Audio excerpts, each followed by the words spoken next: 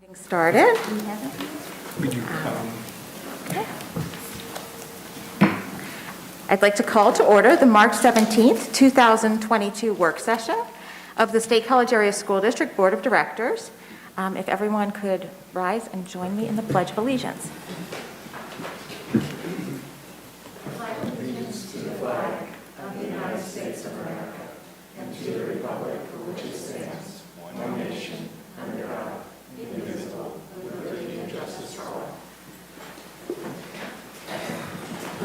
Okay, I'd like to welcome everyone who's here this evening, as well as those of you who are viewing remotely. I'd also like to acknowledge and thank the Patton Township officials for letting us use their space for this special meeting. Also, I'd like to note that we will have public comment this evening, but we'll do that at the end of the meeting so everyone's able to hear the presentation before having public comment time. Okay, so before we get started, we will go ahead and have our roll call of board members present. Dr. Anderson. Here. Dr. Bader. Here. Dr. Buck. Yes. Ms. Concepcion. Yes. Dr. Crevecoeur. Here. Dr. Duffy. Here. Ms. Huff. Here. Ms. Sidney. Here. Okay, then I'll go ahead and call on Dr. O'Donnell, and you turn this over to you and the health and safety team for the update. Thank you, Thank Mrs. you. Concepcion. With us this evening, we have Dr. Drash and Dr. Ferrari, along with Jean Knaus, members of our team. Dr. Huggins is over, I believe the state swim meet is over at Bucknell, so that's where she is this evening in a hot, steamy pool, natatorium. So she was unable to join us. So what we'd like to do this evening is share a overview of the key changes occurring for next week. And then we have a series of questions. We've asked board members to share questions with us, and so we'll have an opportunity to have a conversation with members of the team. It's pretty much 2 years to about now when we started meeting, and I don't think Joy and Matt thought they were going to really get to know us that well, nor us the names of their dogs. And in all seriousness, I just want to thank you for continuing to have your conversations and sharing your expertise and your experiences of how that's changed, including now, which has been a much more positive time frame of late. So, but we're glad to have you, and just thank you from the bottom of my heart. I don't know how we could have maneuvered being in a large university town through this mess, so to speak, and with the priority of keeping kids and employees in a safe environment, but keeping kids in school and having them in school and keeping them in. And I think in reflection, it's been bumpy, but it's gone really well, and that's due to your involvement, so thanks.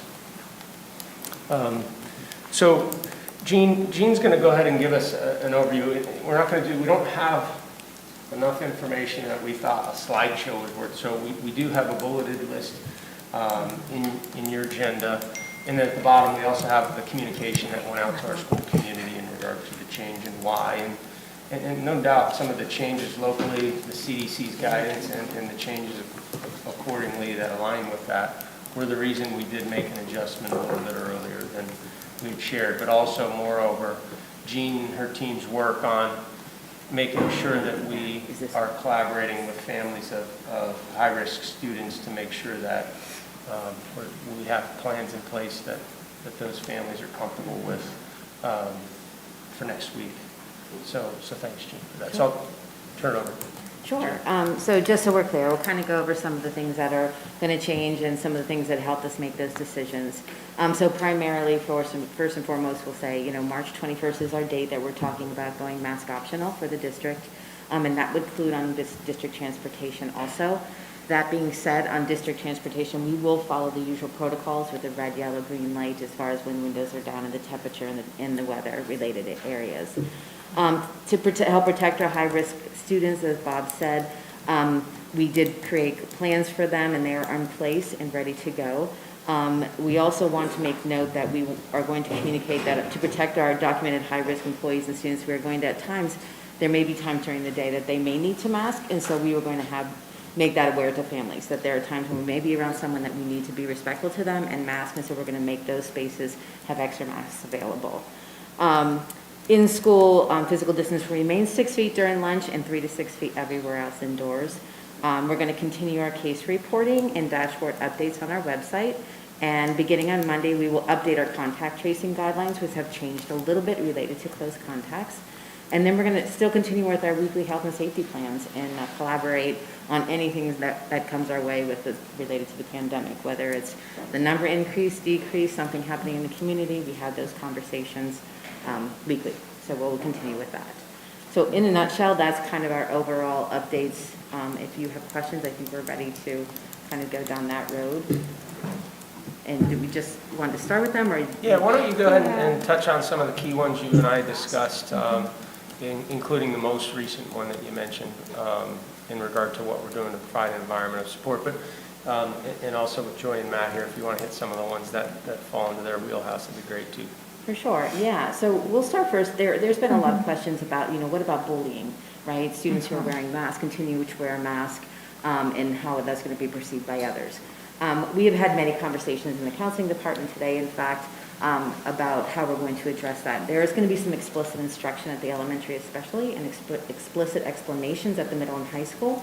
We also have created signs, and I can kind of go over some of the things that it basically, a big sign says, any reason to mask is a good reason to keep myself healthy and free of cold and flu, to keep my friends and neighbors safe because it is easy. Make masks let me express myself. I feel safer this way. I protect my family member who can be vaccinated. So those are things that we have.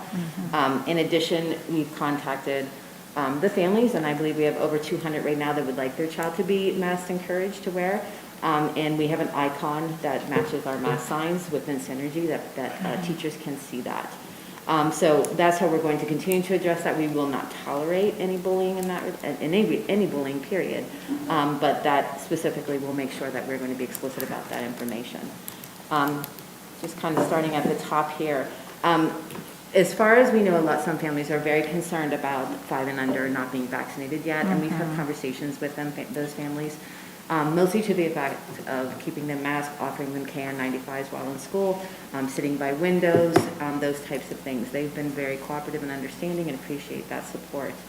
Let's see, just to give you an overall of the safety plans with our high-risk documented students, we had 32 of the 57 that did not need a plan at all, did not want one, felt good and comfortable about where we were as a community in low risk. We have 10 that are continuing in masking.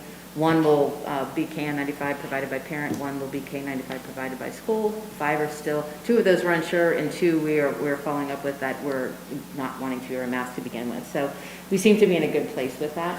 Have not, as far as the email that went out yesterday, where Dr. O'Donnell had informed if anyone had any concerns moving forward to please contact me. I've had 4 families that I've reached out to today that have contacted, and I feel really good about having those conversations and where we are with them. So anyone else that continues to reach out, we will definitely follow up and have those conversations. So I'm just going to kind of talk a little bit about, let's just look here a little bit. Beyond the CDC's classification, what amount of in-school transmission would trigger a return to masking mitigation? And I mean, I can lean on these two with answering that.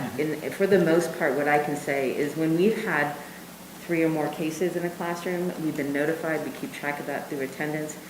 Some we've had 6, and we've investigated that, and it's been 2 were on vacation, 2 were close contacts because of family members, and 2 may have been COVID positive. So just what you see is not always what it is. People tend to jump to conclusions that they're all COVID positive in that classroom, so we will continue to dig deeper into those case situations.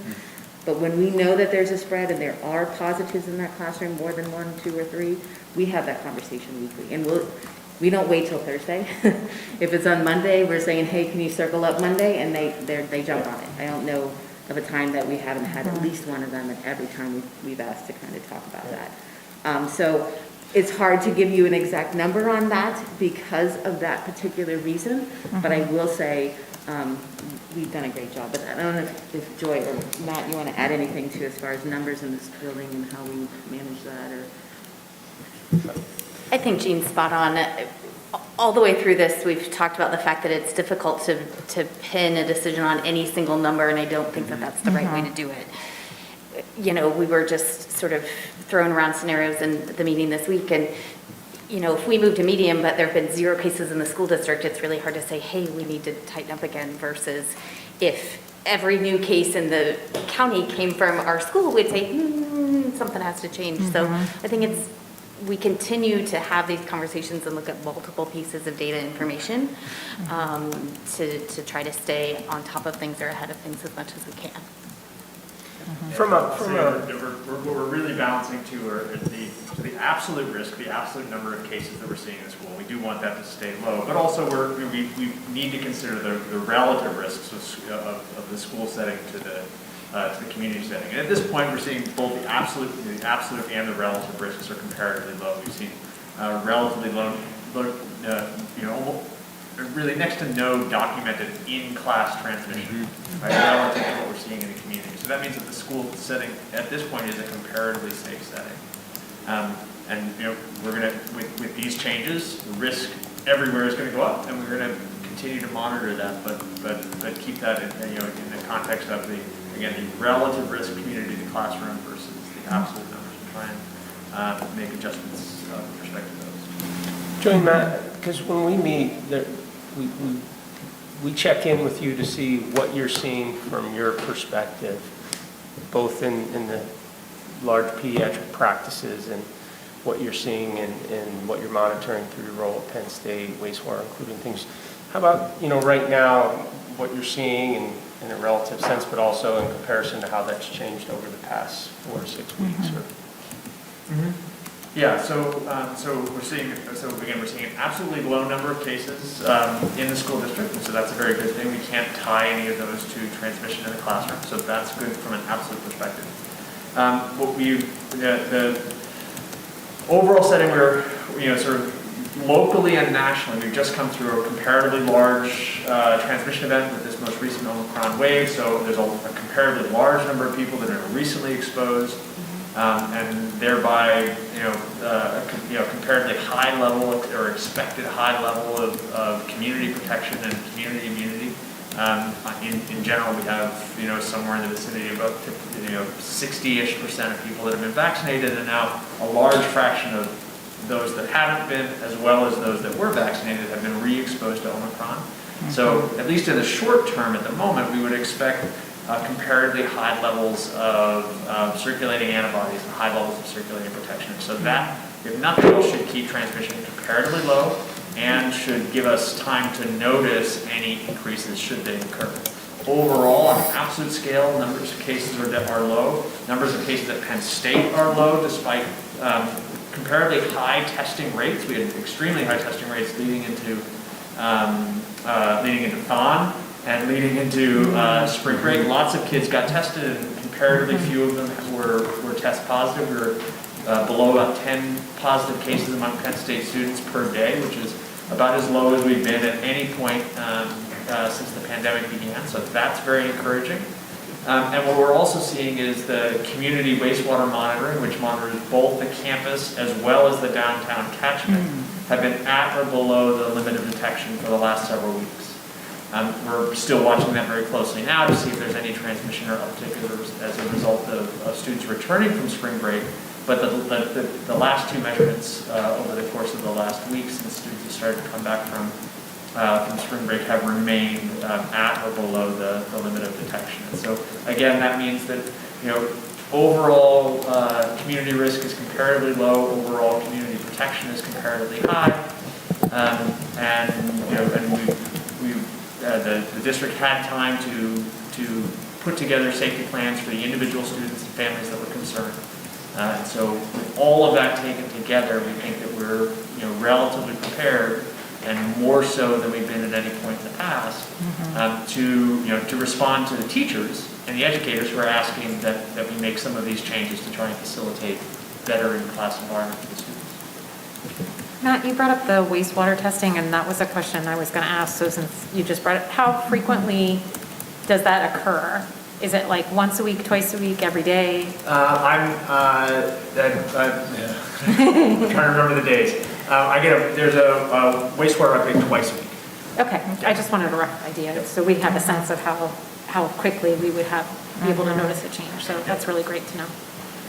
And we started this conversation about when to go mask optional over a month ago, probably. I can't remember when it first came up, but we very purposefully, I think Matt and I both had reservation about doing this before spring break, knowing that people were going to travel and circulate, and the Christmas, New Year's holiday vacation travel really, Yeah.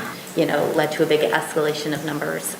And, we're now at Thursday after spring break travel, and visits in the office, acute illness visits for kids really didn't increase this week compared to the last couple weeks. So I think that's a really good sign as well, that we didn't see much, sort of a new little mini spike based on the travel and things that happened last week. And the incubation period for Omicron is comparatively shorter than the previous variants, Exactly, right? So- exactly. So I think we'd see it by now. Right. If the level remains low in the community, do you still do the wastewater like every 2 weeks regardless? Is it set?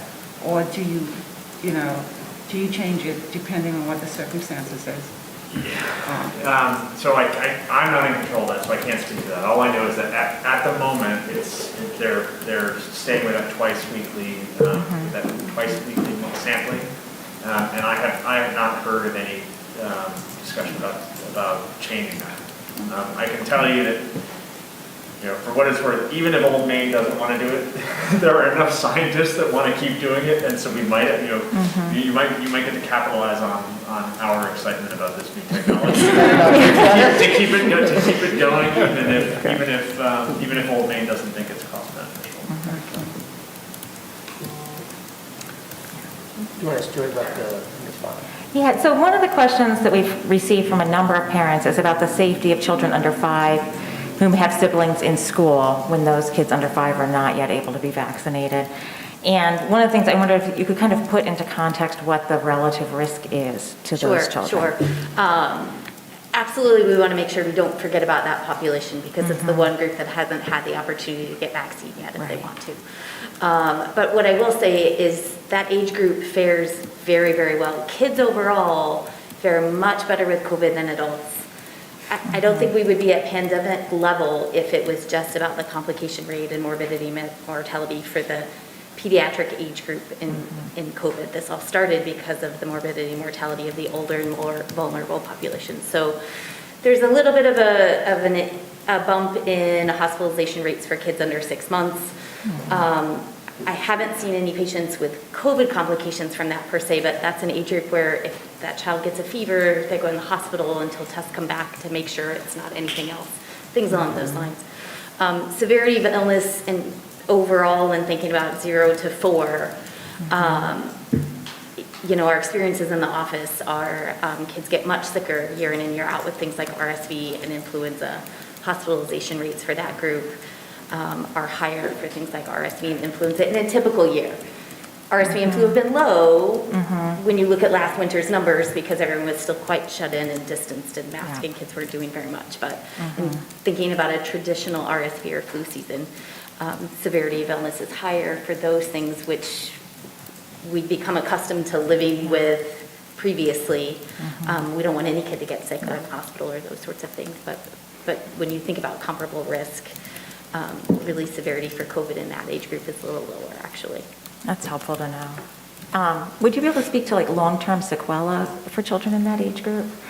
I don't know that we know enough to know yet. Okay. Really, when the Omicron wave came through, Alice and I had a conversation a couple months ago, I think, about total hospitalizations we've seen since COVID started for this community in this area. And between our 2 practices, that number was less than 5. None in our office, at least, have been since Thanksgiving, which is when I kind of think of as the Omicron wave really hitting.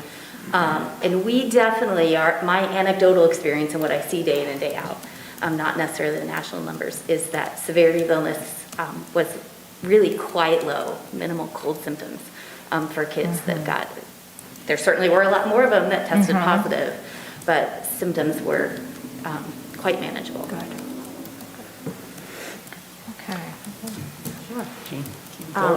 Just to touch, I know there's been some concerns about band and orchestra in elementary, middle, and high school.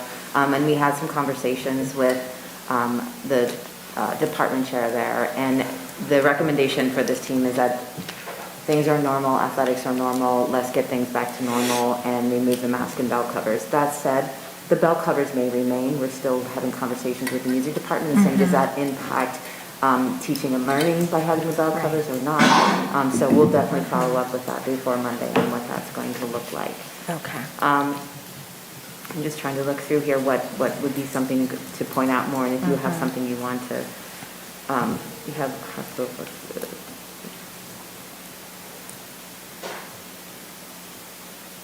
I think there were some questions from parents in regard to some of the performances with band and orchestra, like not just practice, but like in circumstances where the auditorium is full of people, the wisdom of having that be mask optional versus at least mask encouraged. Right, and I think, again, we feel, if we're not going to do that in athletic events and we're feeling like we're in low range and it's safe, that we would encourage, families kind of separate and sit together, mask optional, we can, and do things that way is what we've talked about. So as long as we're in low range, I think that's where we're going to be with that. Okay. I don't know if you want to add anything to that. Okay. There was a question about why should SCASI extend mask mandates beyond CDC, even Pennsylvania cities have done. And we had this conversation today, the only reason we need to is operational time. We only extended this because we needed to really have those conversations.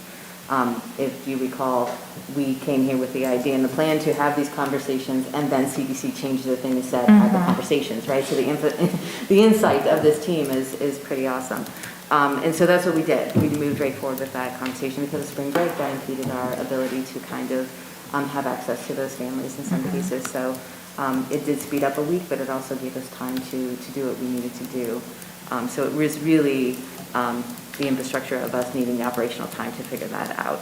And that CDC change coincided with our spring break. Correct. So. Yeah, right. Yeah. There's a question about can we do more to promote boosters and to get data on booster status. We can certainly do that. We work closely with CVIM, and I know in working with Randy Brown, we can definitely have conversations with them and offer some more of those clinics. We even talked about, was there a way to provide transportation for some families who don't have that? And we're looking at planning on a day that a van could we go around and pick them up and possibly bring them to Good. CVIM or to the clinic. Great. So that's something we are looking into. Contact tracing going forward, will close contacts be notified? We're going to use the same format that we've used since January, since Omicron. If you recall, we couldn't contact trace during that. We had to rely on our COVID positive families because we had over 700 close contacts within a couple of weeks, and our nurses just couldn't manage that. We changed the format, and it seemed to work very fine. We didn't have an increase in spread related to that process. So when you fill out the form, you get a document that explains the process and what you need to share with the close contact. So we'll continue with that, with lessening some of the mitigation processes with that related to our close contacts being vaccinated or unvaccinated. It will still be the same for them as far as coming to school. We will offer testing on day 2 and 5, and asymptomatic can still return. So we are not going to do this managing of masking coming back. Students who are COVID positive can test on day 6 before they return, and if they are negative, they can come back, and if they are not negative, they need to stay out for 10 days. So it'll be an additional 10. So we're being kind of more explicit on that, but yet holding firm in some things and lifting up a little bit in other areas. I don't know, Matt, do you want to talk a little bit the effectiveness of distancing versus mask? To what extent does distancing 3-6 to offer protective effects? None. Yeah. So this is a really challenging question. I just want to maybe talk through a little bit the logic of the way that we're thinking about the distancing and the way that we're thinking about masking.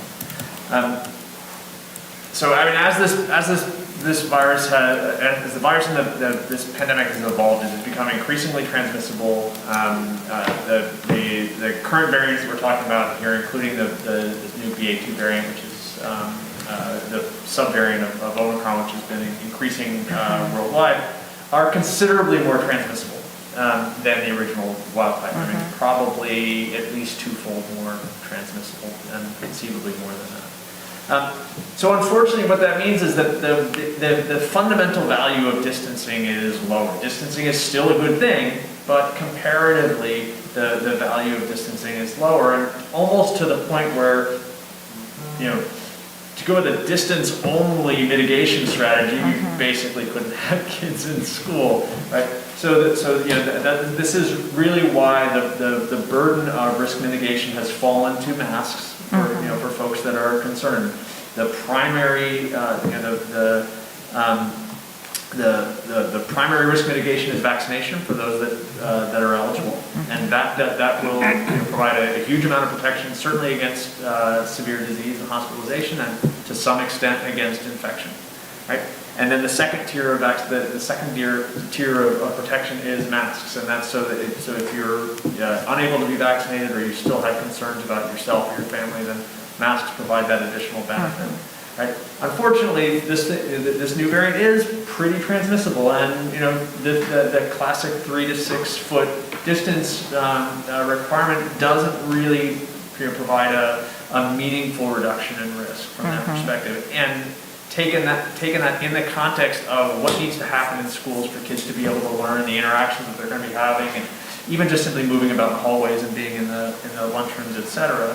That is not, you know, that has sort of fallen away as one of the primary layers of this mitigation strategy, right?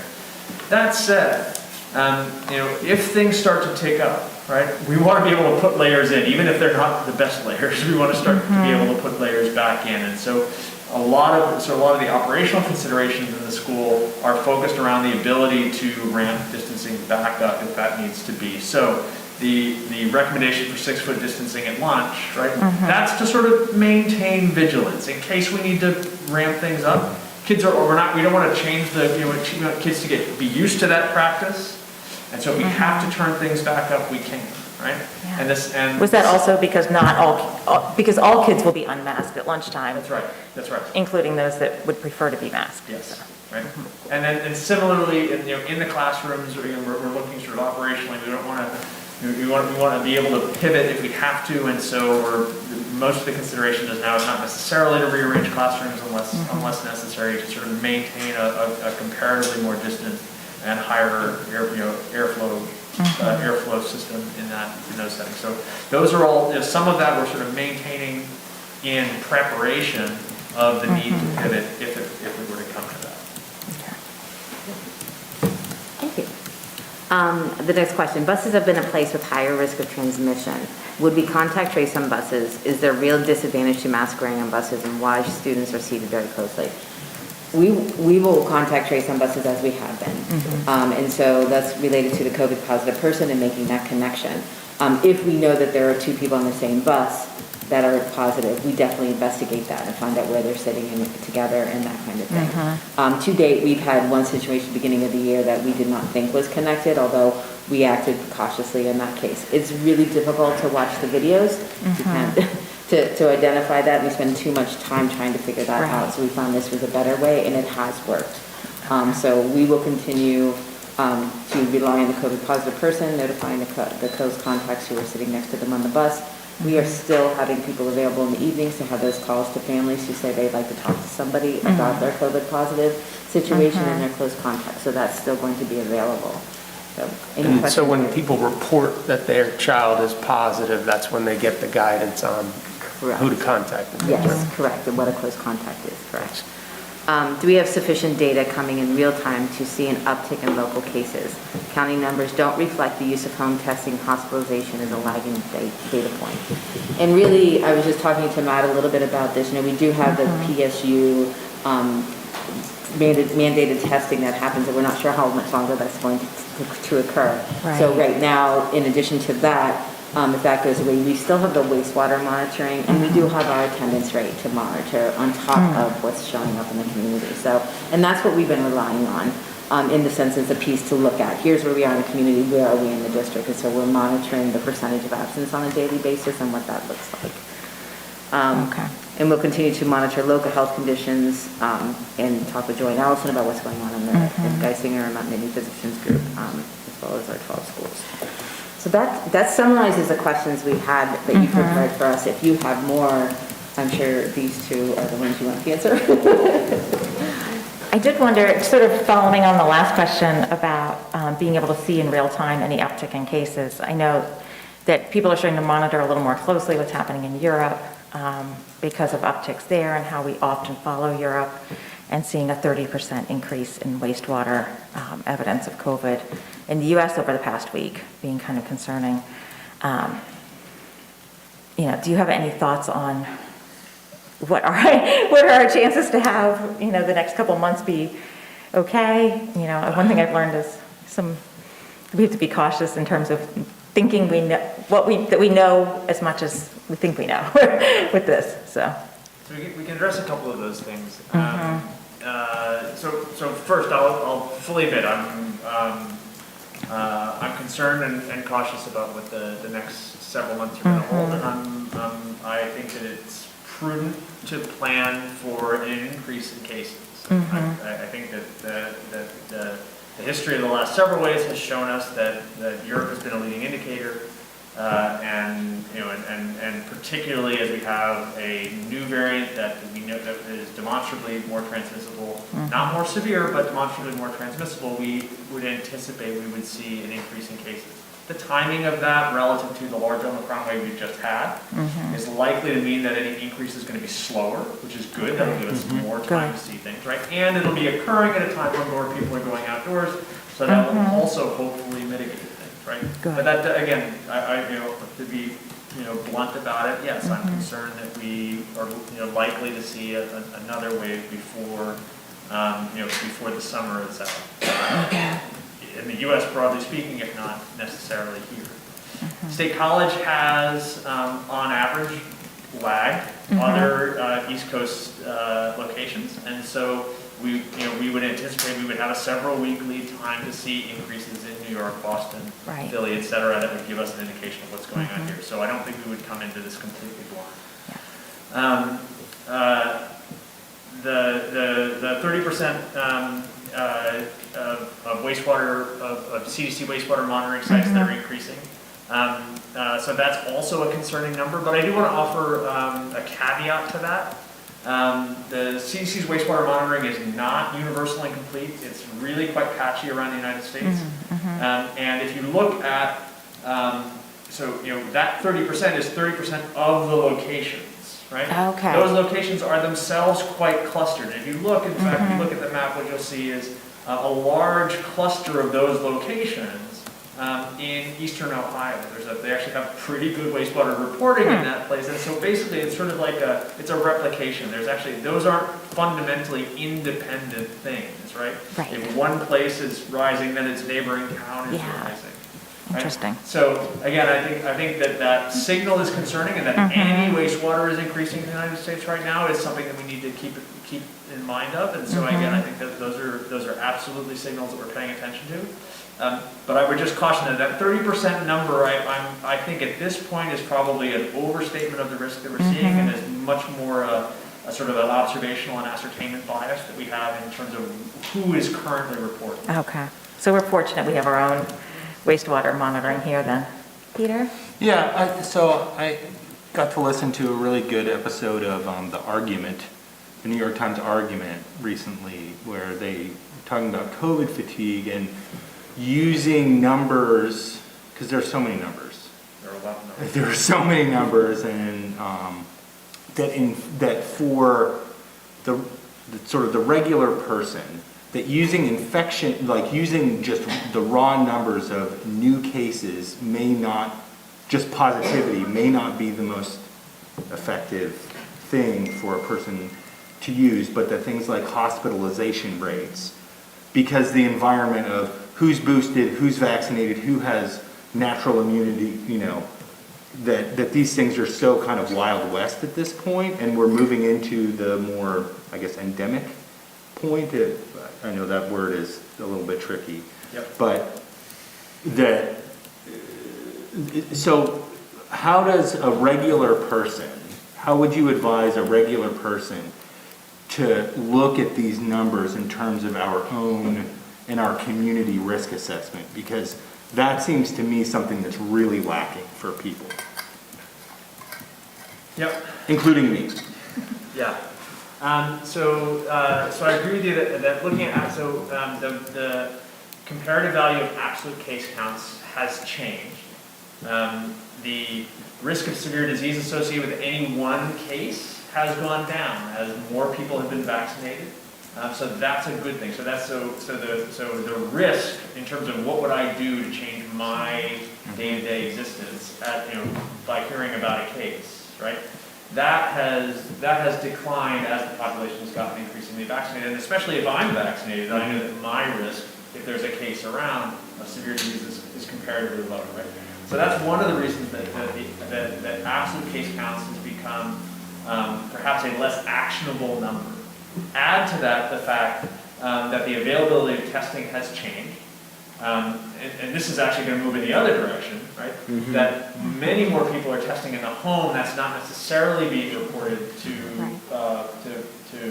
public health departments, and so therefore, even if there was a case near me, I might be less likely to hear it. So those two things are moving in opposite directions in terms of the value of case counts for testing.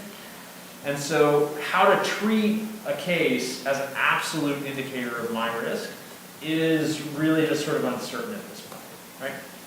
However, given that, how many cases result in hospitalizations, how many cases result in deaths, and how many cases result in absent, people that have severe enough disease to stay out of school, stay out of the office, things like that, right? Those are much more consistent. I think that's why we've emphasized school absentee rates. Right? That's something that the school district has control of. They can compare to the peer districts around. They can look at it from day to day. Right? They're in control of that data, and they don't have to be concerned about filtering that through any other organization that might be collecting those data. The peculiarities of who happens to be reporting wastewater in which states, et cetera, right? So from that perspective, I think that absenteeism provides a sort of a reasonable, really quite local and stable measure that the school district can use that is sort of under your control, and you can put in a relative context. What we look at every week is what are absentee rates this week compared to 2019, right? And what we've seen both locally within SCASD is that absenteeism rates are consistent now with where they were pre-pandemic.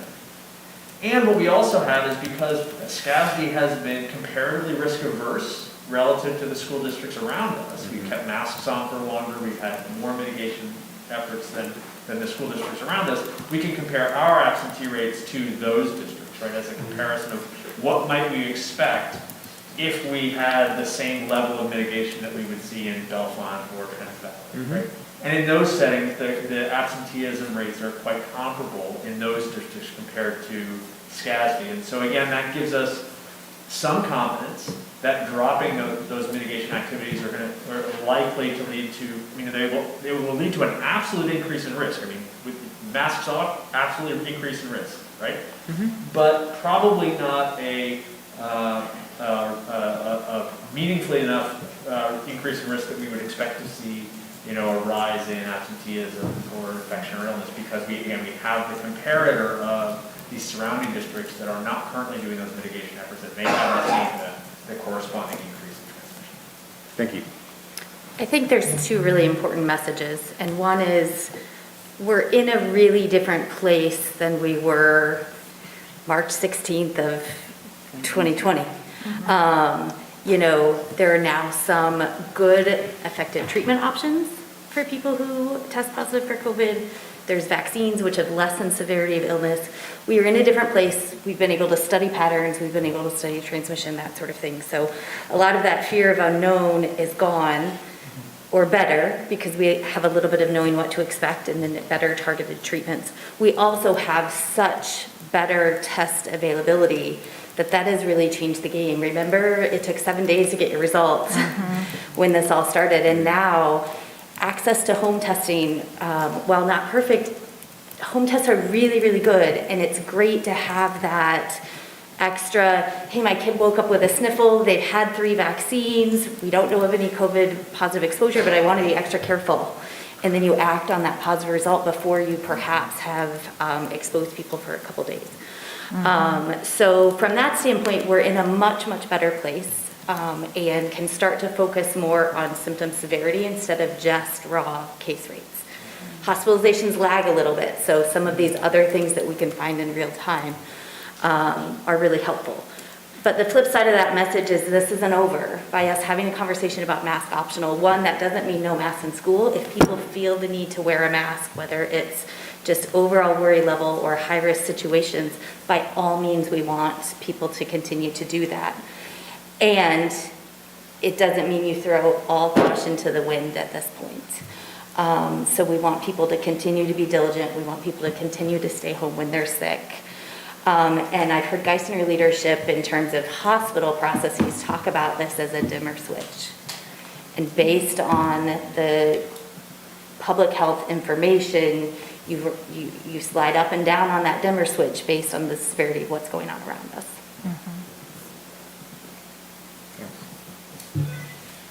Laurel? Thanks. Thank you. Yeah, for so long we heard that thing about my mask protects you, your mask protects me, and I think a lot of people are wondering how we got to where my mask protects me and I take care of myself. Can you talk a little about that? So availability of things like a KN95 or an N95 or a good surgical mask have kind of changed the game in that regard. Okay. Cloth masks are still good and better than no mask at all, and they're especially good when someone has, our infectious disease doctor talks about that as source control. That's why, when you come back on day 6 after having a positive illness, we want you wearing a mask, because minimizing secretions and spread and that sort of thing. The KN95 and the N95 that have increased filtration are a little bit more, recipient protection. And at this point, we actually have now, really reasonably good empirical evidence from community-based studies that show lower rates of infection in recipient of mask wearers, not just source control. And that hopefully will be helpful in future situations that will probably occur, having been able to do some of those studies. Thanks. I had a parent share with me a graph that showed, I can't remember the source on it, but it was a reputable one, that a KN95 mask is effective for about 2.5 hours in the presence of COVID. And she had some concern about a child with asthma and some other issues like that. But I wasn't sure I thought that the 2.5 hour, I'm not sure how that data came from. It was looking at different types of masks and. We have to see that. I think that you can speak to the clinical setting. I have not seen that data or heard that data. We in the office still wear wearing it our masks hours. for a day. Yeah. Okay.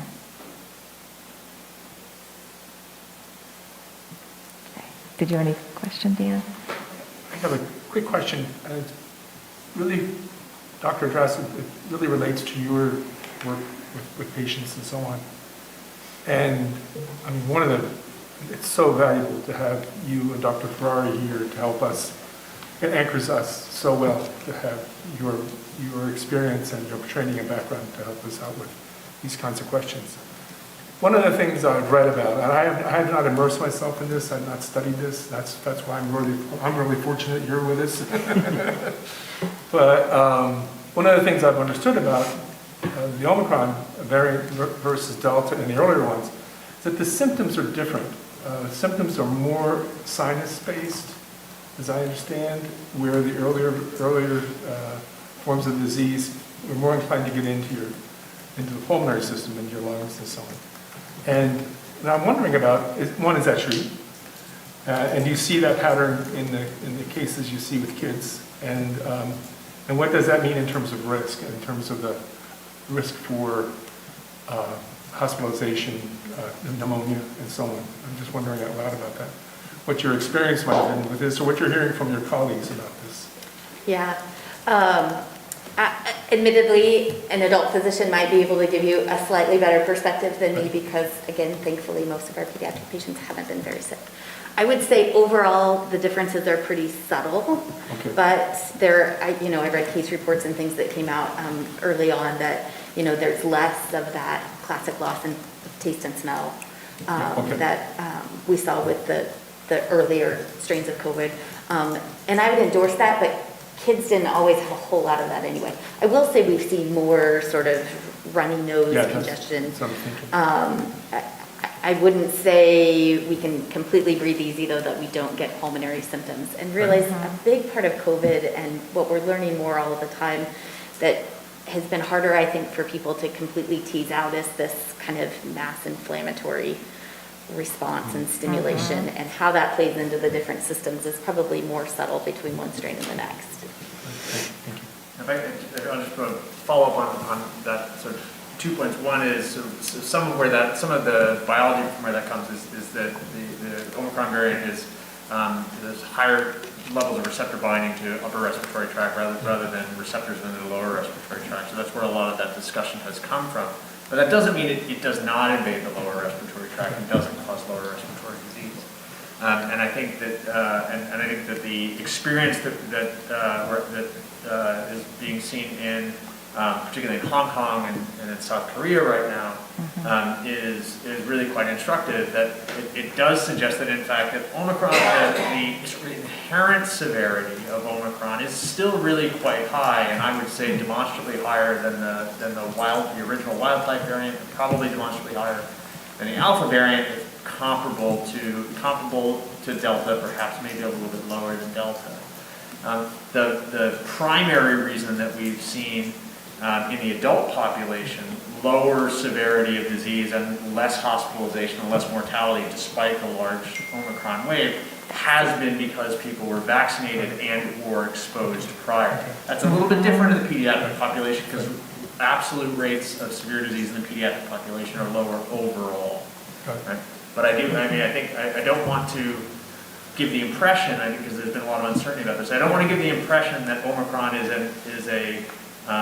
an innocuous virus. It is not. It's in fact considerably more severe than the virus that we first saw on March 16th of 2020. However, the world that virus finds itself in is a world that is better prepared, and because of that, we're seeing less of it. Thanks a lot. Because it has, one of those dreamy things, as just a bystander to all this, I'm hoping for, and this is, kind of a gut level, impressionistic way of thinking of it, that with each wave, the bug weakens. No. And no, that's not what's going on. The death rates in Hong Kong right now I are. line up PhDs that'll tell you why that doesn't hold. All right, thank you. Yeah, and Hong Kong's death rates have been just horrific. Really? Yeah. Just in the past couple weeks. Yeah. Yeah. I was just wondering if you could speak briefly to the new changes in the quarantine and masking guidelines after an exposure, because that does seem to be a bit of a decent sized change. Right. If I'm reading it correctly, and I think you went over it really quickly, Jean. If someone is identified as a close contact, we're no longer distinguishing between whether or not you're vaccinated or unvaccinated, and I understand why, because clearly people who are vaccinated are getting infected. But we're not going to require masking. Is that a correct interpretation of this new document? Correct. And is that following the CDC guidelines? It was really hard to see if the CDC had changed their guidelines. I was having a hard time finding an updated page. Right. Yes, exactly. So I was assuming I just couldn't find it. So if you could just speak to that briefly, that'd be great. For sure. And so in having the conversations, those are the pieces. And I think maybe I'll start with Joy and have her talk a little bit about what she's doing with contact tracing in the office, because that's kind of where we kind of landed on some of this conversation. And so we want to start with that. So we're faced with a challenge in the school environment now. It was easy previously because everyone was masked. So when the CDC changed to say, 5 days out and then recommend wearing a mask for an additional 5 days, they were coming back into the school setting, and that was pretty straightforward. Now there's not a practical way to really police and enforce that in the school environment for those who are coming back from COVID infection. So, which is why we're implementing the test negative to come back before day 10 with a rapid test. For those who have been exposed, it's a little more of a challenge, but schools really moving to a test to stay approach with testing on day 2 and 5. In the office, we are still telling people if they are a known close contact who has not been vaccinated, they need to quarantine for 5 days and then go back to public environments with a mask for an additional 5 days. Okay. The ability to have rapid test access, the test to stay mentality came out, I think, from the CDC, right? As an effort to try to keep kids in an in-person learning environment. Okay. But when I read this document, it says you can optionally test. Like, it doesn't sound like we're requiring test to stay. Are we going to require test to stay? We do have the option. Or we're So that's what- offering. Yeah, we're offering the test on day, which usually 2 and 5, which is before you come to school on day 3 and day 6 is kind of where we're going with that. Okay. So when a student comes down to the nurse's office and they're symptomatic, right, we're going to put a KN95 on them, we're going to call home, we're going to suggest. Now, I need to work with Randy and saying, are we going to still do the CVIM option? Or provide our own test to send home with the students. And so the requirement of seeing that come back is where things get tricky. So depending on if we stay in a low range and how we'll monitor that. Okay. And so we really were trying to go with the symptomatic, asymptomatic process with that.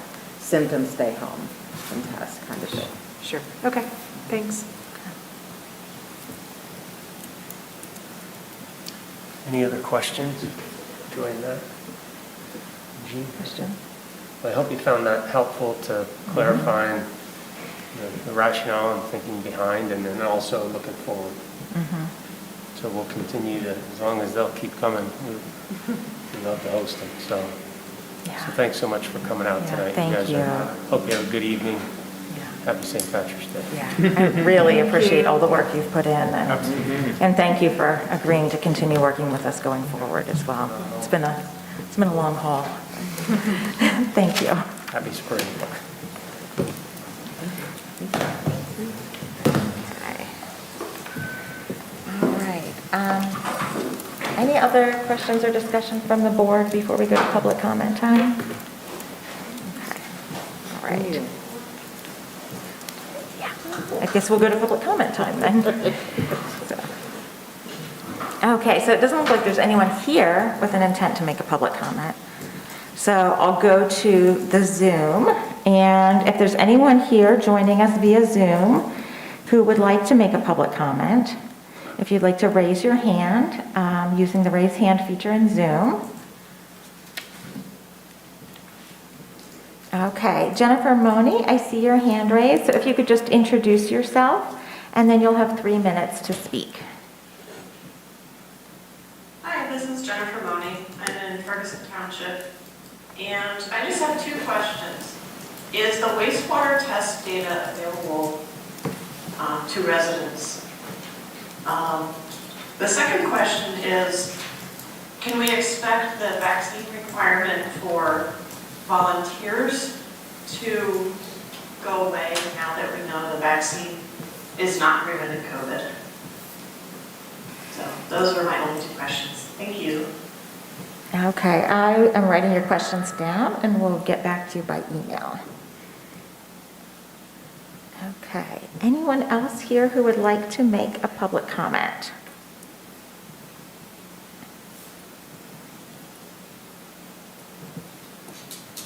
Okay, I don't see any other hands raised. If you'd like to make a comment, go ahead and raise your hand. Okay. Okay, I don't see anyone, so seeing none, we'll move to future agenda planning. The board is going to be meeting again March 21st, 2022.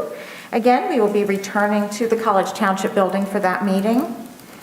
And with that, I would like to ask for a motion to adjourn. So moved. Okay, that's been moved and seconded. All in favor of adjourning? Aye? Aye. Aye. Anyone opposed? Okay, thank you. We are adjourned then.